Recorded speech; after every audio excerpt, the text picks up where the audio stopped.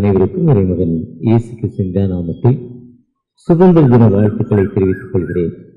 India சுதந்திரம் பெற்று 77 ஆண்டுகளை முடித்து 78வது ஆண்டுக்குள் கடந்து வந்திருக்கிற நாம் உண்மையான ஒரு சுதந்திரத்தை நோக்கி இன்னும் மக்கள் இந்தியாவில் கிட்டத்தட்ட 20-25 விழுக்காடு மக்கள் உணவில்லாமலும், ஒருவேளை உணவில்லாமல் 60 விழுக்காடு மக்களும், 80 விழுக்காடு மக்கள் முழுமையான வாழ்வை பெற்றுக்கொள்ள முடியாத நிலையில் இருக்கு. நாம் இந்த இந்திய விடுதலைக்காக கிறிஸ்தவம் மனித சமுதாயத்திற்காக தன் விடுதலை கொடுத்த இந்த கிறிஸ்தவத்தின் மூலம் நாம் என்ன செய்து கொண்டிருக்கிறோம்? மீண்டுமா இந்த NMSI சார்பாக கிட்டத்தட்ட 119 ஆண்டுகள் இந்தியாவில் முதலில் இந்திய மக்களை கொண்டு இந்திய மக்களுக்காக இந்திய பணத்தினார் காஸ்பல் சொல்வதற்கு அரங்கிட்ட முதல் நற்செய்தி ஸ்தாபனம் IMS, national IMS Indian missionary society of India. 2016ஆம் ஆண்டிலிருந்து 2021 வரை நேஷனல் மிஷனரியில் உள்ள அந்த நேஷனல் பிரசிடென்டாக இருந்திருக்கிறேன். தொடர்ச்சியாக அது முடிந்த பிறகு 119 ஆண்டுகள் பழமைந்த 1905 ஆரம்பித்த NMSI-ல இன்னைக்கு மாமரி ட்ரெஷராக ஆண்டவர் பொறுப்பு கொடுத்திருக்கிறார். அந்த சங்கத்தின் மூலம் உங்களை வாழ்த்துவதில் நன்றி செலுத்துகிறேன். இந்த விடுதலை பெற்ற நாம் என்ன செய்கிறோம்? முதலாவது நம்முடைய வாழ்வு எப்படிப்பட்ட நம்பிக்கை? இன்று தமிழ் இளைஞர்களுக்கு சங்கத்தின் சார்பாக கொடுக்கப்பட்ட தலைப்பு 6 டெக்ஸ்ட் கொடுத்துருக்காங்க.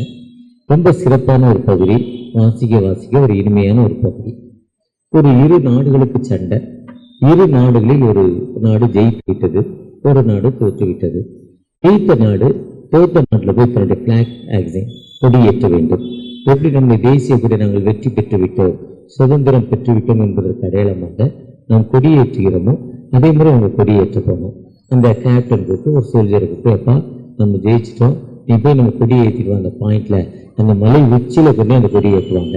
அந்த பொதுவாக அப்படி அவரை ஏற்ற போறாரு. ஒரு சோல்ஜர் போறப்போ ஆப்போசிட் தோற்று போன மக்கள் மத்தியிலிருந்து அந்த போன சோல்ஜரை ஷூட் பண்ணிடுறாங்க. அங்கிருந்து நிறைய சோல்ஜர் பார்த்து ஓரமாக இருந்து கரெக்டாக பார்த்து ஷூட் பண்ணிடுறாங்க. 2வது ஒரு மனிதனை அனுப்புகிறார். அவனும் தன்னுடைய கேப்டனுடைய கட்டளை கீழ்ப்படிந்து அவரும் போகிறார். அவரும் மரணமடைந்து விட்டார். அவரையும் ஷூட் பண்ணிட்டாங்க. 3வது ஒரு மனிதனை அனுப்புகிறார். 3வது மனிதன் ஒரே டைம்ல நடந்திருக்கு. கிட்டத்தட்ட ஒரு 15-20 நிமிடங்களில் அவரும் இறந்து விடுகிறார். ஷூட் பண்ணப்பட்டு ரத்த வெள்ளத்தில் 3 பாடி இருக்கு.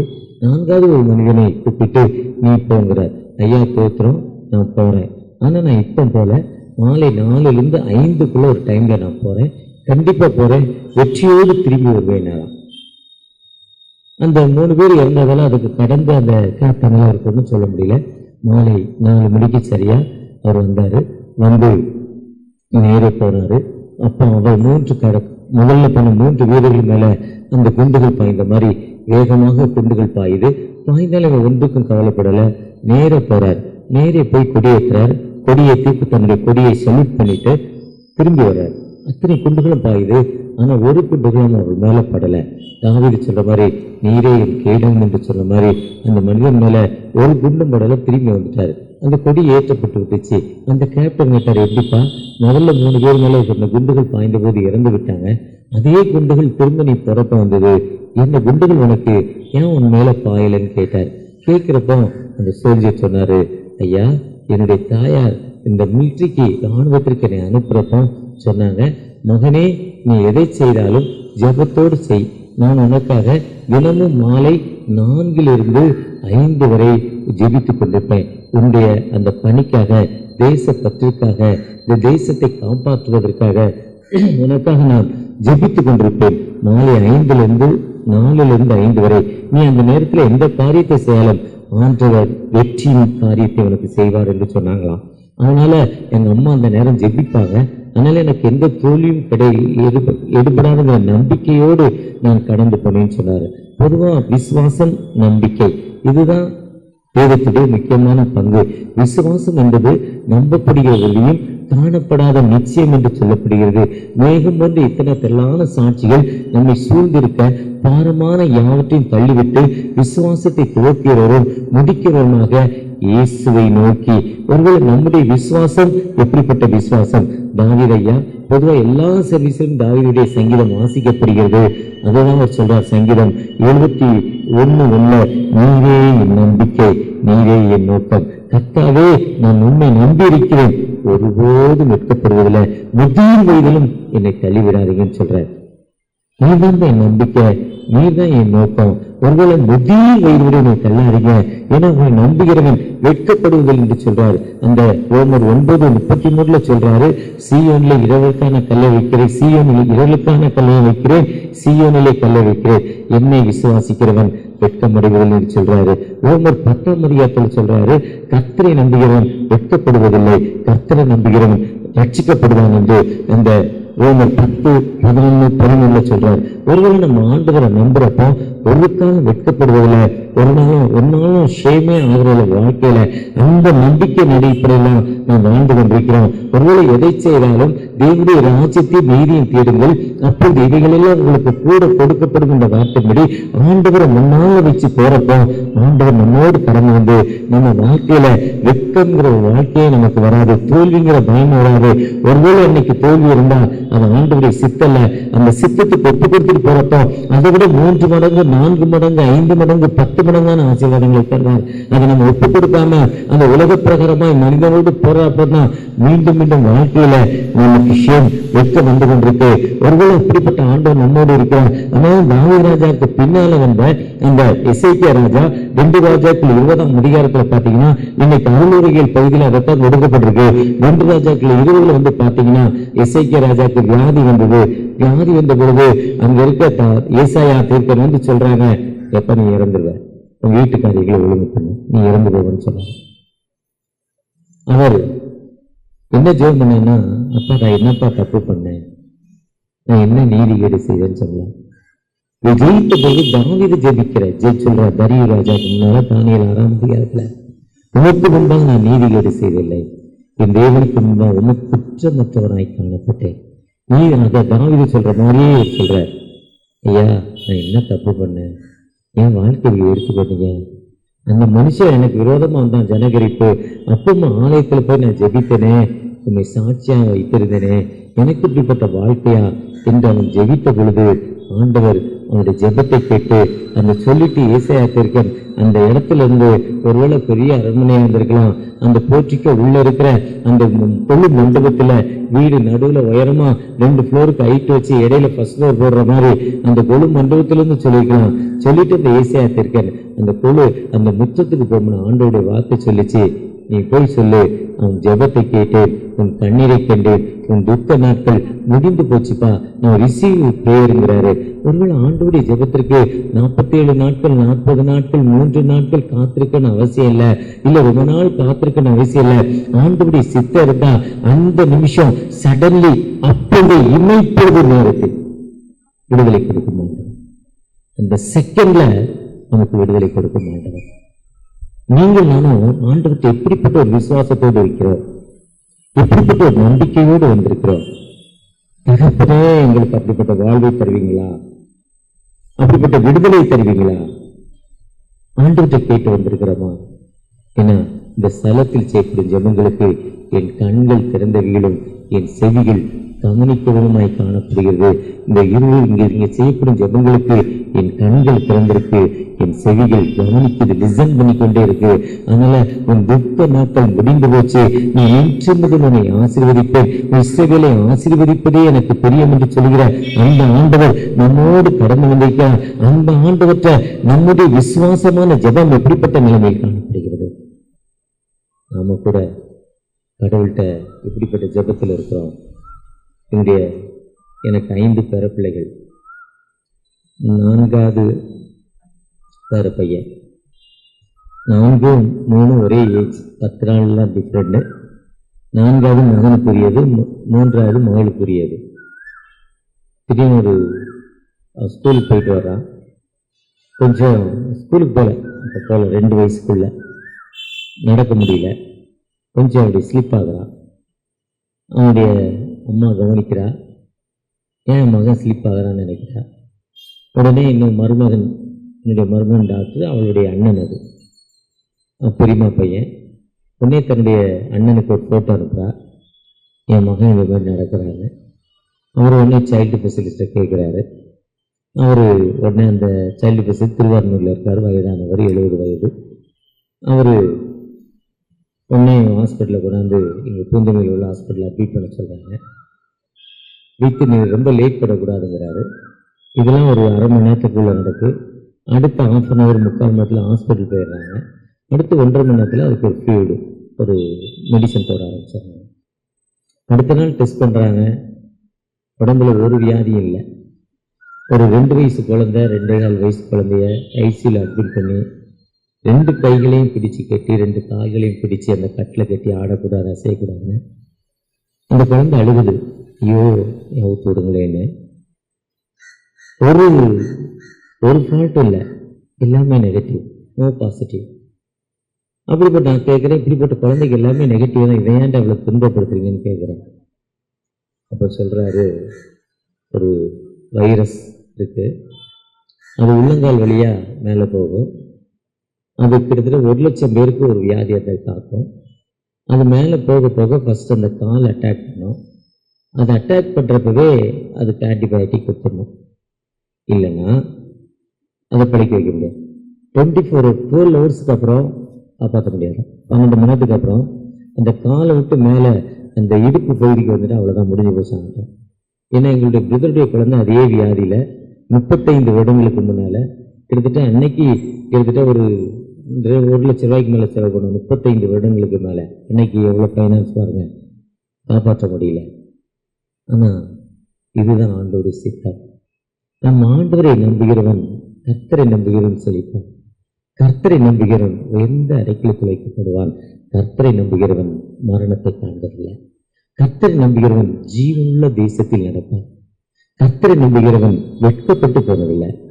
கர்த்தரை யாரெல்லாம் நம்புறோமோ நம்ம அப்போ ஆண்டவர் நமக்கு ஒரு விடுதலை கொடுக்கும் ஆண்டவர், நமக்கு வாழ்வு கொடுக்கும் ஆண்டவர். அந்த நம்பிக்கையின் அடிப்படையில தான் ஒவ்வொரு வாரமும் வாரத்தின் முதல் நாள் ஆண்டவருக்கு வந்திருக்கிறோம். அந்த ஆண்டவற்றை நம்ம எப்படி இருக்கிறோம்? எந்தன் கண்மலையானவரே, என்னை காக்கும் தெய்வம் நீரே, ராஜாணி செய்த நன்மைகளை எண்ணிய துதித்தேனே. ஆண்டவர் நமக்கு எவ்வளவோ நன்மைகளை செய்திருக்கிறார். பெற்ற நன்மையை நாம் பிறருக்கு அறிவிக்கிற மக்களாய் காணப்படுகிறோமா? 2, இந்த பெற்ற நன்மையை நாம் பிறருக்கு சொல்கிறோமா? 2 கொரிந்தியர் 104 சொல்லுது, இப்படிப்பட்ட நம்பிக்கை தேவனுக்கு முன்பாகவும் கிறிஸ்து மூலமாக இப்படிப்பட்ட நம்பிக்கை எங்களுக்கு இருக்கு. ஆண்டவர் சொல்ல, உனக்கு இறங்கி செய்திகளையும் போய் ஆலயத்தில் சொல்லு, ஆலயத்தில் காணிக்கை செலுத்து, நீ போய் பிறருக்கு அறிவி. மார்க் 5ஆம் அதிகாரத்தில் அநேக பிசாசுகள் பிடிக்கிற லேகியனை போய் நீ போய் தேசத்தில் சொல்லுங்க. சமாரிய பெண்ணை கூப்பிட்டு யோவான் 4ஆம் அதிகாரத்தில் நீ போய் சொல்லு. பாவமன்னிப்பு விஷயத்தை அந்த மகள் சொன்னவுடன், அந்த அம்மா சொன்னவுடன் அந்த அம்மா அந்த கிராமத்தில் போய் சொல்லிச்சு, இப்படி ஒரு தீர்க்கதரிசி வந்திருக்காங்க. நாம் இப்படி பிறருக்கு அறிவிக்கிற மக்களாய் காணப்படுகிறோமா? ஏன்னா இந்த மார்க் 7ஆம் அதிகாரம் இன்னைக்கு நற்செய்தி பகுதி ஒரு சிறப்பான பகுதி, ரொம்ப அருமையான ஒரு பகுதி. Bring unto him and that was deaf. அந்த மனிதனை அழைத்து கொண்டு வர்றாங்க. இயேசுங்கிற ஒருத்தர் நபர் இங்க இருக்கிறாரு, அவர் உனக்கு விடுதலை தருவான்னு சொல்றாங்க. மார்க் 2ஆம் அதிகாரத்துல பேரல் அட்டாக் ஆகி ரோட்ல படுத்து கிடந்த ஒரு மனிதனை இயேசுடைய மெசேஜை கேட்டு 4 பேர், கூட்டம் நிறைய இருக்கிறதால மேல ஓட்ட பிரிச்சு இறக்கதா வேற சொல்லுது. அந்த 4 பேர் செய்த அந்த காஸ்பல் நீங்கள் நான் இன்னைக்கு எப்படிப்பட்ட காஸ்பல்?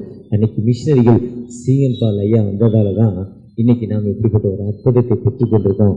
ஸ்காட்ஸ் மிஷினரி செய்த அற்புதம் தான் இன்னைக்கு நமக்கு விடுதலை கொடுத்துருக்கு. ஸ்காட்ஸ் மிஷினரி அநேக தஞ்சாவூர்ல புதிய சபை, திருச்சியில புதிய சபை, எவ்வளவு அற்புதம். அந்த ராமேஸ்வரத்துல ஒரு ஸ்கூல், அதுதான் நம்முடைய முன்னாள் ஜனாதிபதி அப்துல் கலாம் அவர்கள் படித்த ஒரு பள்ளிக்கூடம். இப்படி ஸ்போர்ட்ஸ் மிஸ்டரி தான் முதல் ஞானஸ்தானம் திருநெல்வேலியில கோவிந்த அம்மையா, கோகிலா லட்சுமி அந்த அம்மா, அவர் தான் ஞானஸ்தானம் கொடுக்கிறாரு. அதனால இன்னைக்கு திருநெல்வேலியில் ஒரு பெரிய திருநெல்வேலி மக்கள் மத்தியில பெரிய எழுப்புதல் காணப்படுறது. காரணம்னா ஸ்போர்ட்ஸ் மிஸ்டரியுடைய அற்புதம். அவர் தன் வாழ்வை 35 ஆண்டுகள் இந்தியாவுக்குள்ள வந்த பிறகு திரும்பி தன் ஊருக்கு போல தன் வாங்கின மிஷனுக்காக லுத்தரன் மிஷன்ல இருந்து கொடுத்த பணத்தை வாங்கி இந்த மக்களுக்கே செலவு பண்ணார். அவர்கள் 3 விதமான ஊழியங்கள் பார்க்கிறார். ஒண்ணு, மேல் ஜாதி, உயர்ந்த ஜாதி, வெள்ளக்காரங்க கம்யூனிஸ்ட் சர்வீஸ் நடத்துறார். செகண்டரி, ஆட்சியாளருக்கும் 2 ஆட்சியாளர்கள், லோக்கல் இருக்க அரசர்களுக்கும் இந்த அரசர்களுக்கு ஒரு மீடியாட்டரா இருக்கார், ஒரு ஃப்ரிட்ஜா இருக்கிறார். 3வது, பிற்படுத்தப்பட்ட மக்கள் மத்தியில காஸ்பல் ஒர்க் பண்றார். இன்னைக்கும் அதே ஊழியத்தான் அநேக மக்கள் செய்து கொண்டிருக்காங்க. ஏன்னா நம்முடைய வேலையை என்ன மார்க்கு 16:5 16 சொல்லுவோம், நீங்கள் உலகெங்கு போய் சர்வ சிருஷ்டிக்கும் சுவிசேஷத்தை அறிவிங்கள். அப்போ சில 8ஆம் அதிகாரம் 26ஆம் வசனம் 26:40 26-40 வரை அந்த காந்தேக மந்திரி வேதத்தை வாசிக்கிறார். எனக்காக ஒருத்தர் சிலுவையில் அறையப்பட்டார். ஆண்டவர் சொல்றார், பிலிப்பை ஓடி அந்த ரதத்தில் ஏறுங்கிறார், ரன்னிங்ல ஏறுறார். கல்கட்டா போனீங்கன்னா அந்த டிராம் ரயில் ஓடிக்கிட்டே தான் நிற்க, ஸ்டார்டிங் பாயிண்ட்லேருந்து நிற்கிற பாயிண்ட் வரை நிற்காது, ஓடிக்கிட்டே இருக்க. ரன்னிங்ல தான் ஏறணும், ரன்னிங்ல தான் இறங்கணும். 5-6 கிலோமீட்டர் ஸ்பீட்ல தான் போவோம். அதே மாதிரி அந்த ரதம் வேகமா ஓடிக்கிட்டே இருக்கு. ஓடிக்கிட்டு இருக்க ரகத்துல வேகமா போய் ஏறாரு. அவருக்கு ஒரு காஸ்பல் சொல்றாரு, அங்க ஒரு ஞானஸ்தானம் கொடுக்கிறார். நீங்கள் நானும் அப்படிப்பட்ட காஸ்பல் சொல்லுகிற மக்களாய் காணப்படுகிறோமா? பிறருக்கு ஆண்டுடைய வார்த்தையை நாம் பிறருக்கு சொல்லுகிற மக்களாய் காணப்படுகிறோமா? ஆண்டுடைய வார்த்தையை நாம் பிறருக்கு சொல்ல சொல்ல ஆண்டவர் நம்மை ஆசீர்வதிக்கிறார். இன்னைக்கு எப்படிப்பட்ட அற்புதம்! அதே மிஷன் மூலம் ஒருவேளை மோகன் சி லாசரஸ் பேசுறார், லட்சக்கணக்கான மக்கள் 2 மணி நேரம் மெசேஜ் பார்த்துருப்பாங்க. டாக்டர் டிஜிஎஸ் தினகரன் பேசுகிறார், 2 மணி நேரம் 8 மணி நேரம் டிராவல் பண்ணி போவாங்க. இன்னும் பென்னிகன், இப்படி பெரிய ஊழியர்கள் பேசுறப்ப காத்திருப்பாங்க. ஆனா அவங்க மூலம் எந்த அற்புதம் நடக்கோ அதே ஹீலிங்ஸ், அதே மிரக்கிள்ஸ் இன்னைக்கு மிஷனரிகள் மூலம் நடந்து கொண்டிருக்கு. வாரணாசிக்கு 2020 அந்த கொரோனா முடிஞ்ச ஒன்று போனேன். அங்க ராம்கர்ங்கிற ஒரு பணித்தளம், யூபியில் வாரணாசி தான் நம்முடைய பிரதமருடைய சொந்த தொகுதி. அதுலேருந்து அந்த வாரணாசி நான் போகிறப்ப அந்த கங்கை நதியில் போனேன். கங்கை நதி மேலே ஃப்ரிட்ஜில் போனேன். 4 கிலோமீட்டர் அகலம், 4 கிலோமீட்டர் அகலம், நீளம் 4 கிலோமீட்டர் அகலம், அகலமும் நீளம் உயரம் எவ்வளோ தூரம் தெரியல, அகலம் 4 கிலோமீட்டர். கிட்டத்தட்ட 4 கிலோமீட்டர் இந்த கார் எவ்வளோ நேரம் போயிருக்கு பாருங்க. கிட்டத்தட்ட ஒரு 25-30 நிமிஷம் போச்சு. 1200 புனித தலங்கள், பாவ மன்னிப்பு கொடுக்குற இடம். ஒரு இடத்துல குளிக்கிறாங்க மறுமை வாழ் பெறுவதற்கு. இன்னொரு மக்கள் இறந்த சடலத்தை கொண்டாந்து விடுதலை பெறுவதற்காக சடலத்தை அப்படியே ஆற்றுல போட்டிருக்காங்க. இன்னொரு கூட்ட மக்கள் சடலத்தை கொண்டு வந்து எரிச்சு அந்த அஸ்தி அந்த தண்ணியில் கலக்கிறாங்க. கூட்டம் நல்லா போன அந்த பகுதியில் இதெல்லாம் நடந்துக்கிட்டு 1200 புனித தலங்களாம் இல்லை. அதுக்கு பக்கத்தில் அங்கேருந்து ஒரு 100 கிலோமீட்டர் ஒரு இரவு 9 மணிக்கு போனோம். ராம்கர், அது ஒரு தாலுக் சென்டர். 9 மணிக்கு போனால் அங்கே இருக்க மிஷனரி சொன்னாங்க, ஐயா அங்கேருந்து 3 கிலோமீட்டர் ஒரு மிஷன் ஃபீல்டு இருக்குது, போய் பார்ப்போமான்னாரு. நல்ல குளிர், பயங்கரமான குளிர். சிமெண்ட் ரோடோ தார் ரோடோ கிடையாது, செம்மண் ரோடு. அந்த மிஷனரி நானும் என் மனைவியும் பைக்கில் போகிறோம், நீங்கள் பின்னால் வாங்கினாரு. வண்டி போகிறப்ப அந்த தூசி அப்படி ஒரு தூசி. கிட்டத்தட்ட அங்கேருந்து ஒரு 4 கிலோமீட்டர் 20 நிமிஷத்தில் போய் சேர்ந்தோம். ஒரு இடத்துல இறங்கி ஜெபம் பண்ண ஆரம்பித்தோம். அந்த வீட்டுக்குள்ளே ஒரு பிசாசு 10:15 மணிக்கு ஆடுது. 11:30 வரையும் அந்த பிசாசு அதை விட்டு போகலை. போன மிஷனரிகள் நாங்கள்லாம் இணைந்து ஜெபித்தோம். அந்த பெண் வெளியே ஓடுது, உள்ளே வருது, தரையில் படுத்து உருளுது, என்னென்னவோ பண்ணுது. அதுக்குள்ள ஒரு அசுத்தாவி. எல்லாரும் சேர்ந்து ஜெபித்த பொழுது ஒரு கிட்டத்தட்ட 1.25 மணி நேரம் கழிச்சு அந்த பெண்ணுக்கு அந்த ஆவி போச்சு. அங்கே ஒரு அம்மா சாட்சி சொன்னாங்க, ஐயா என்னுடைய மகன் சர்ம நோய், அதாவது மூளை விளைச்சல் ஸ்பெஷல் சைடு இறந்துட்டாங்க, இருந்தான். திடீர்னு ஆடையெல்லாம் ஒத்து போட்டுருவான், திடீர்னு கல் எடுத்து உடம்ப குத்திக்கிடுவான், கல்லால் உதட கடிச்சிருவான், திடீர்னு யாரை என்ன பண்ணுவான் அவனுக்கே தெரியாது. ரொம்ப கலரான ஒரு பையன், அந்த பையனை காட்டினான். இப்படி இருந்தான். எத்தனையோ புனித தலங்கள், எத்தனையோ ஆசிரமங்கள், எவ்வளோ தூரம் கடவுளை தேடிப்போம். என் பிள்ளைக்கு விடுதலை இல்லை. இங்கே ஒரு மிஷனரி வந்தாங்க. அவங்க சொன்னாங்க, இங்கேருந்து ராம்கர் நாளுக்கு அங்கே போங்க, ஊருக்கு கடைசியில் ஒரு மதராசிக்காரங்க ஒரு ஆசிரமம் வச்சுருக்காங்க, அந்த ஆசிரமத்துக்குள்ளே உள்ளே போயிட்டு யாரையும் கேட்க வேணாம், உள்ளே போங்க, லெஃப்ட் ஹேண்ட் சைடில் திரும்புங்க, அங்கே ஒரு சர்ச் இருக்குது, அந்த சர்ச்சில் ஜெபம் பண்ணுங்க, அந்த சர்ச்சில் நீங்கள் ஜெபம் பண்ணுறப்போ உங்களுக்கு விடுதலை கிடைக்கணும். ஒரு மிஷனரி சொல்லி விட்டாங்கய்யா.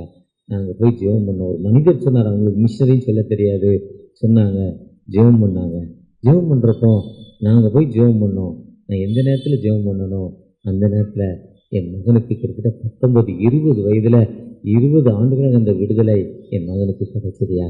இந்த ஆண்டவர் உயிருள்ளவன் ராத்திரி 12 மணிக்கு ஒரு சாட்சி சொல்லிட்டு 12 மணிக்கு அந்த மிஷனில் ஒரு கோயிலுக்கு அங்கே ஒரு சர்ச்சு கட்டுவதற்கு தன் 1 ஏக்கர் இடத்தை கொடுக்குறாங்க. ராத்திரி 12 மணிக்கு இந்த இடத்துல சர்ச்சு கட்டுங்க, என்னை போல இந்த மக்கள் பாடுகளை அனுபவித்து கொண்டிருக்காங்கன்னு அவங்க சொன்னாங்க.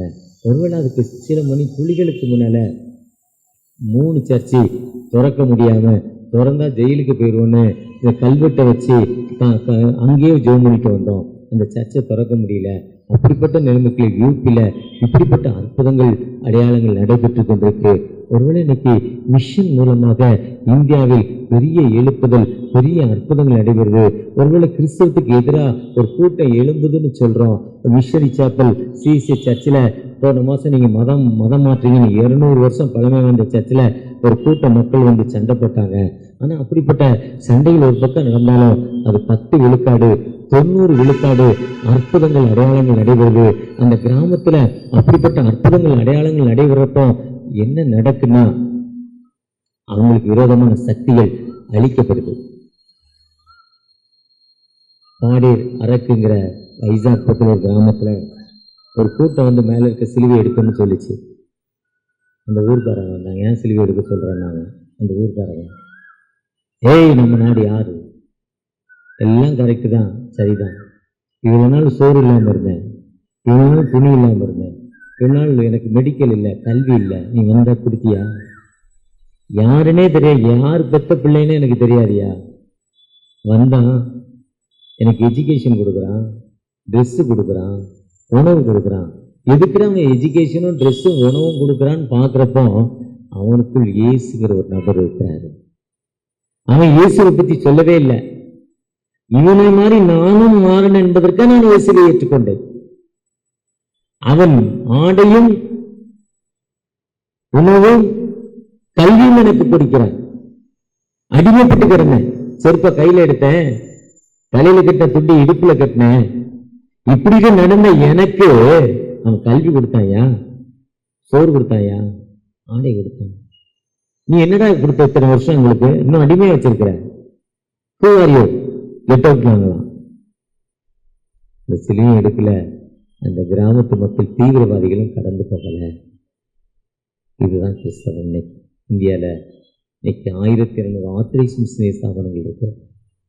IMS, NMS, Vishwavani, FMPB, Shalom missionary, James ministry, Gideon international, SCV, IMM, IMM, அநேக இல்லங்கள் தோறும் நற்செய்தி, கிராமங்கள் தோறும் நற்செய்தின்னு பல பேர்களில் 1200 ஆத்தரைஸ் மிஷனரி ஸ்தாபனங்கள் இருக்கு. இதுக்கு ஊற்றும் உறைவிடவும் நீங்களும் நானும் தாங்க. காஸ்பல் என்பது நாம் இந்த ஊழியத்திற்கு என்ன செய்து கொண்டிருக்கிறோம்.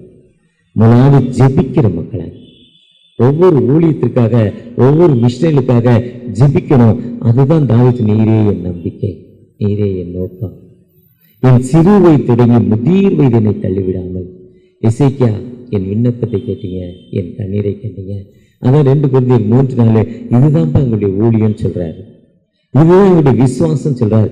நீங்கள் நானும் அப்படிப்பட்ட ஊழியத்தை எப்படிப்பட்ட மக்களாய் செய்து கொண்டிருக்கிறோம். நான் என்எம்எஸ்ல ட்ரெஷராக இருக்கிறதால கிட்டத்தட்ட 119 ஆண்டுகள் பழமை வாய்ந்த ஒரு மிஷன். 119 பழமை ஆண்டு மிஷன்ல 235 மிஷனரிகள் இருக்காங்க. 235 மிஷனரிகள் இருக்காங்க. 181 ஃபீல்டு இருக்கு. ஃபீல்டுனா தென்னை மரம், கொய்யா மரம், மாமரம், விவசாய இடம், கிணறு எல்லாம் இருக்கதான் ஃபீல்டு. வீடு, ரூம். அதே மாதிரி ஃபீல்டுங்கிறது சர்ச்சு, ஐயர் வீடு, மிஷனரி வீடு, தோட்டம், ஹாஸ்டல்ஸ், ஸ்கூல்ஸ், இதுதான் ஃபீல்டு. இப்படிதான் மிஷனரிகள் ஆரம்பித்தாங்க அன்னைக்கு. அப்படி தான் ஆரம்பித்தாங்க மிஷனரிகள். அப்படி 189 ஃபீல்டு இருக்குது. மெடிக்கலில் 3 ஹாஸ்பிட்டல் ஒர்க் பண்ணுது. விடுதிகள், ஹாஸ்டல்ஸ் 11 இருக்குது. ஸ்கூல்ஸ் 2 இருக்குது. ஸ்கூல் சில்ட்ரன் 160 பேர் தான் இருக்காங்க. ஹாஸ்டல் சில்ட்ரன் 400 பேர் இருக்காங்க. வேலூரில் சிப்சி இனம் நரிக்குறவர்கள் மத்தியில் ஒரு ஊழியம் நடைபெறுது, சிறப்பாக நடைபெறுது. அந்த பிள்ளைங்க ஸ்கூலுக்கே இதுவரையும் இந்த தலைமுறை நம்ம வயசுக்கு கிட்டத்தட்ட 35 வயதில் உள்ள தலைமுறையில் பள்ளிக்கூடத்துக்கு போகல. அந்த பிள்ளைங்க தமிழகத்தில் இப்போ இருக்க அந்த பிள்ளைகள் எல்லாத்துக்கும் ஸ்கூலுக்கு அனுப்புகிறாங்க. ஸ்கூலுக்கு வேண்டிய அனைத்து உதவிகளையும் NMSI செய்து கொண்டிருக்கு. வேலூரில், வேலூர்ந்து 25 கிலோமீட்டர் தூரத்தில் சிப்சி இன மக்கள் மத்தியில். திருப்பத்தூரில் ladies hostel 6th to 12th. அவங்க ஹாஸ்டல் இருக்க இடத்துலேருந்து பக்கத்தில் ஸ்கூல். அங்கேருந்து கிட்டத்தட்ட 35-40 கிலோமீட்டர் ஸ்கூலே கிடையாது. பெண் பிள்ளைகள் கைவிடப்பட்ட நிலைமையில் அப்பா இல்லை, அம்மா இல்லை. அப்படிப்பட்ட பிள்ளைகள் மிகவும் பின்தங்கிய பிள்ளைகள் படிக்க வைக்கிறாங்க. அது திருப்பத்தூர் திருவண்ணாமலை மாவட்டம். அந்த மாவட்டத்தில் அந்த ஸ்கூல் பிள்ளைங்க, அந்த ஹாஸ்டல் பிள்ளைங்க தான் ஃபஸ்ட். படிப்பில், விளையாட்டில், குயிஸில் எதுக்கு போனாலும் அவங்க தான் ப்ரைஸ், ஃபஸ்ட் ப்ரைஸ். நல்லா படிக்கிறாங்க. காரணம் யாருமே இல்லை, அப்பா இல்லை, அம்மா இல்லை. நீங்கள் நானும் கொடுக்குற உதவி நம்ம சும்மா கொடுக்குறதில்ல, ஜெபிச்சு கொடுக்குறோம். எப்படி எந்த ஹாஸ்பிட்டலில் இருந்து மறிச்சு போகணும்னு சொன்னாலும் CMCக்கு போனப்போ எக்ஸ்ட்ரா 2 வருஷம் உயிரோடு இருப்பான். காரணம் அந்த அம்மாவுடைய ஜெபம், அந்த ஜெபம். அதனால இன்னைக்கு இந்த வருஷத்தில் கலெக்டரேட் 20 பிள்ளைகள் 40 பிள்ளைகளை கொண்டாந்து சேர்த்துருக்கிறாங்க அந்த ஹாஸ்டலில். நல்லா படிக்க வைக்கிறீங்க, நல்ல உணவு கொடுக்குறீங்க, நல்ல ஆடை கொடுக்குறீங்க. அந்த பிள்ளைங்கிட்ட எந்தவித ஃபீஸு நீங்கள் வாங்கலை. அப்படிப்பட்ட எதிர்பார்ப்போடு அந்த திருவண்ணாமலை மாவட்டோடைய கலெக்டரை வந்து சேர்த்துருக்கிறாரா? ஒருவேளை இதே மாதிரி இந்தியாவில் லட்சணான், நேபாள், அஸ்ஸாம், அருணாச்சல், நேபாள் போல், அது இந்தியா இல்லை, அருணாச்சல், அஸ்ஸாம், மிகவும் பள்ளியே ஸ்கூலே இல்லாமல் மின்சாரம் இல்லாத கிராமங்கள், போக்குவரத்து இல்லாத கிராமங்கள் எவ்வளோ இருக்கு. இங்கே இன்னைக்கு NMSI, IMS உடைய மிஷனரிகள் வாழ்ந்து கொண்டிருக்காங்க. நம்முடைய உத்தரன் மிஷனில் கூட கடந்த நாளில் 40 மிஷனரிகள் அர்ப்பணிப்போடு வேலை செய்வதா அந்த ஜூலை 9 அந்த மீட்டிங்கில் கலந்து கொண்டேன். அந்த ஆயர் சாம்சன் ஐயா என்னை அழைச்சிட்டு போனாங்க. அந்த மிஷனரிகளை பார்ப்பதற்காக தரங்கம்பாடி போனேன். அந்த மிஷனரிகளும் நிறையா சாட்சி சொன்னாங்க. நீங்கள் நானும் இந்த மிஷன் ஊழியத்தில் நம்முடைய அர்ப்பணிப்பு என்ன, இந்த மிஷன் ஊழியத்தில் நம்முடைய அர்ப்பணிப்பு என்ன, இந்த மிஷனுக்காக நாங்கள் கேட்பது, நாம் செய்ய வேண்டியது முதலாவது ஜெபம். தாய், தகப்பன், சகோதரர், மனைவி எல்லாத்தையும் விட்டுட்டு போகிறான் மிஷன். அங்கே போயிட்டு எங்க அடி வாங்கினாலும் அடி என்ன பண்ணாலும் தாங்குறார். அப்படி ஒரு பலன் ஆண்டவர் கொடுக்குறார். ஏன்னா இயேசு ரட்சிக்கிறார், இயேசு அற்புதம் செய்கிறார். பவுலடிகள் சொல்றார். சொல்லிட்டு அடுத்து ஜெயிலுக்கு தான் போவார். பேதடிகளும் சொல்லிட்டு அடுத்து ஜெயிலுக்கு தான் போவார். இதுதான் கிறிஸ்தவம். அதுக்கு தான் பெரிய சிலுவை, மிஷனரிய கமிஷன்னு சொல்லுவாங்க. மிஷனரிய தலையில கவிக்கிறப்போ சின்ன சிலுவை போடுவாங்க. பிஷப் ஆர்டினேஷன்ல பெரிய சிலுவை போடுவாங்க. நிறைய அடி வாங்கணும்னு, நிறைய பாடுகள் அனுபவிக்கணும்னு. சிலுவை என்பது பாடுகள் தான். அந்த பாடுகள் மத்தியில் இருக்க அவங்க கேட்பது என்னன்னா, எனக்காக ஜெபிங்க, எங்களுக்காக ஜெபிங்க. ஒரு ஜெபிக்கணும். அடுத்த ஒரு மிஷனரி ஒரு இடத்துல இருக்கிறாங்கன்னா ஒரு மாதத்திற்கு 50,000 ரூபாய் குறைந்த செலவு. அவருடைய வீட்டு வாடகை, டிஏ, மெடிக்கல், எஜுகேஷன், அவங்க உணவு, அங்கே இருக்க ஏழைகளுக்கு ஏதாவது ஹெல்ப் பண்ணுறது, குறைஞ்சது ஹஸ்பண்ட் ஒய்ஃப் இருக்கான்னு 50,000 ரூபா. ஆனால் மிஷன் சப்போர்ட்னு கேட்குறப்போ ஒரு 5,000 ரூபா தான் கேட்குறோம் நாங்கள். ஏன்னா 50,000 எனக்கு சம்பளமே 45,000 50 கொடுக்க. அந்த மிஷன் சப்போர்ட்ங்கிறப்ப 2 பேர் 3 பேர் சேர்ந்து கூட ஒரு மிஷன் சப்போர்ட் கொடுக்கலாம். ஒருவேளை இந்த மிஷன் ஸ்தாபனங்களுக்காக ஜெபிங்கள், ஆண்டவனை ஆசீர்வதிப்பார்.